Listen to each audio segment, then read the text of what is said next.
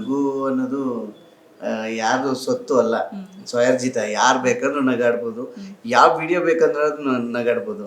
ಅಂದರೆ ನಮ್ದು ಇವಾಗ ರಕ್ಕಸಪುರದಳ್ಳಿಯಲ್ಲಿ ನಾನು ತುಂಬ ಥ್ಯಾಂಕ್ಸ್ ಹೇಳೋಕ್ಕೆ ಇಷ್ಟಪಡ್ತೀನಿ. ಯಾಕೆಂದರೆ ದೊಡ್ಡವ್ರ ಸಿನಿಮಾ ಮಾಡೋದಕ್ಕೆ ಆಗೋದೇ ಇಲ್ಲ. ಯಾಕೆಂದರೆ ಇವಾಗ ನೋಡಿರ್ತಾರೆ, ಸರಿ ಈ ಹುಡುಗನ ಕ್ಯಾರೆಕ್ಟರ್ ಮಾಡೋಣ ಅಂತಾರೆ. ನಮ್ಗೆ ಫೋನ್ ಮಾಡಿ ಕೇಳಿದ್ರೆ ಸರಿ ಪೇಮೆಂಟ್ ಪೇಮೆಂಟ್ ಏನು ತೊಗೋತಾ ಇದ್ದಾರೆ ಸರ್ ಅಂತ. ಪೇಮೆಂಟ್ ಇಷ್ಟು ಅಂದರೆ ರೀ ಅವ್ನಿಗಿಂತ ಚೆನ್ನಾಗಿರೋ ಆ್ಯಕ್ಟ್ ಮಾಡೋದು ಸಿಗ್ತಾರೆ, ಬಿಟ್ಬಿಡಿ ಅನ್ನೋ ಥರ ಇರ್ತೀವಿ. ಬಟ್ ಏನಂದರೆ ರಕ್ಕಸಪುರದವಳು ನನಗೆ ಕ್ಯಾರೆಕ್ಟರ್ ಸಿಕ್ಕಿರೋದೇನೆಂದರೆ ನಮ್ಮ ರಕ್ಷಿತಾ ಮೇಡಮ್ ಕಡೆಯಿಂದ. ರಕ್ಷಿತಾ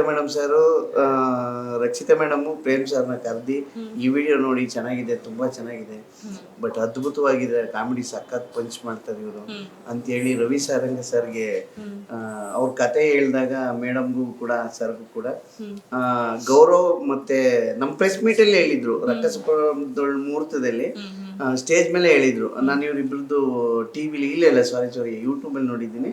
ಇವರಿಬ್ರು ಸಖತ್ ಕಾಮಿಡಿ ಮಾಡ್ತಾರೆ. ರವಿಗೆ ಹೇಳಿದೆ ನಾನು ಕತೆ ಕೇಳಿದಾಗ, ಇವರಿಬ್ರು ಆಫೀಸಿಗೆ ಕರೆಸಿ ಮಾಡ್ತಾರೆ ಇವರು ಅಂತ.